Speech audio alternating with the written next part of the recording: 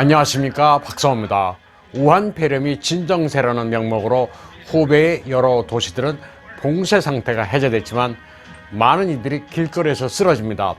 그러자 낮에는 해제됐다가 밤에 다시 봉쇄되는 일이 반복되고 있습니다.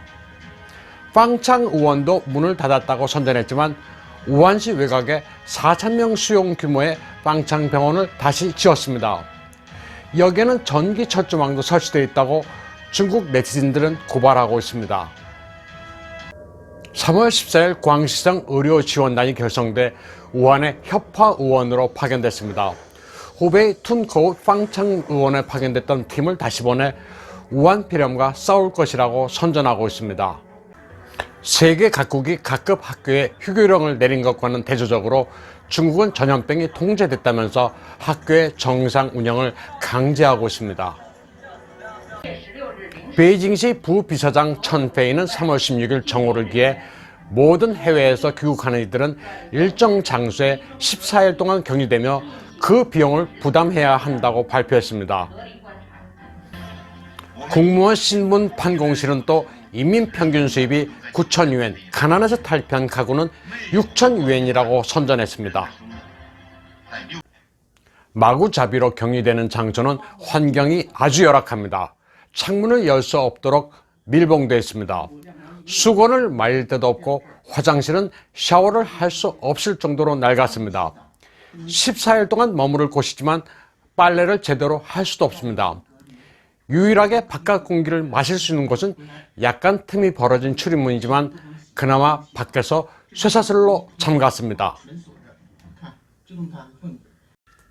상하이 푸동 공항 부근의 소규모 빈관으로 보이는 곳에서는 방호복을 입은 특경이 한 격리된 여성과 말다툼을 합니다.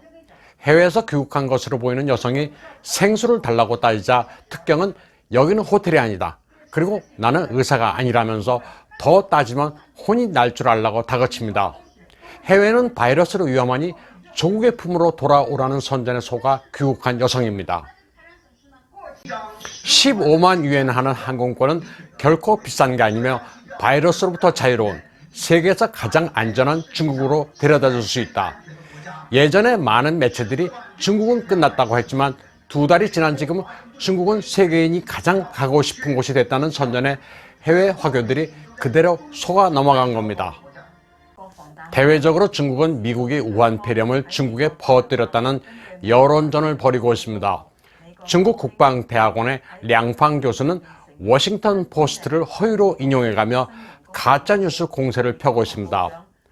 폼페오 미 국무장관이 한 회의에서 바이러스는 미국이 개발한 공격무기라고 시인했다는 엉터리 인용입니다. 또 에스퍼 미 국방장관도 이런 점을 시인했다고 했습니다. 량팡은 또 중국은 외국의 생화학 공격에 대비해야 한다고까지 했습니다. 량팡은 중국 국방대학의 전략연구부 군사전력연구실 교수입니다. 중국이 이렇게 바이러스의 발원지가 미국이라고 떠넘기자 미국 언론들도 들고 일어났습니다.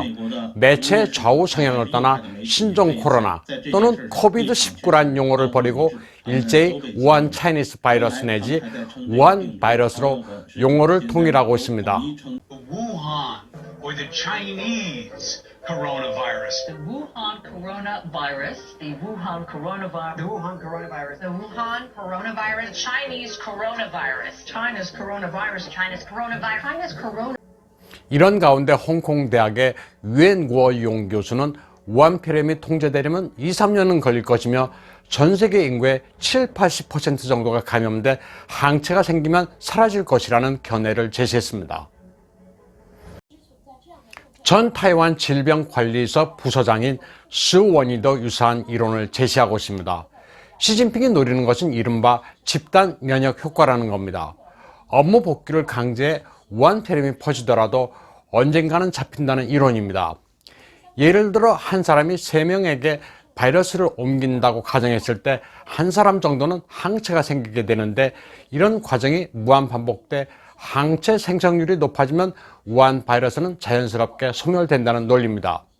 이 과정에서 중증 환자만 대상으로 검사를 하고 경증 환자는 방치해 검사를 생략하면 바이러스가 통제된 것으로 발표할 수 있다는 겁니다. 한편 우한 바이러스는 국가와 사람을 보는 눈이 있다는 얘기들을 많이 합니다. 미국 아키텍트지는 92세 이태리 건축의 아버지 비토리오 그레고티가 3월 15일 밀란의 성 주세페 병원에서 우한 폐렴으로 사망했다고 밝혔습니다. 밀란 공과대 출신으로 공산당원인 비토리오 그레고티는 프랑스 프로방스 극장, 밀란의 아르쳔보디 극장, 상하이 푸장 신성 등을 설계한 인물입니다. 전 세계에서 중국을 제외하고 가장 우한 폐렴 확진 사망자가 많은 나라가 바로 이태리입니다. 3월 15일 하루 동안 368명이 사망해 단일 사망으로는 최다를 기록했고 누적 사망자 수는 1,809명이나 됩니다. 이태리 민방위국에 따르면 확진자 수는 24,747명입니다. 3월 11일에는 이태리 국회의원 클라우디오 페드라지니가 국회의원으로서는 처음 확진 판정을 받았습니다. 이어 13일에는 베르가모주 체네시의 지오르지오 발로티 시장이 시장으로서는 처음으로 우한 폐렴으로 사망했습니다. 유럽에서 가장 친중국 국가로 G7 가운데 유일하게 1대1로를 받아들인 이태리가 우한 폐렴으로 몰락하고 있는 것은 결코 우연이 아니라는 게 세간의 평가입니다. 오늘 방송은 여기까지 하겠습니다.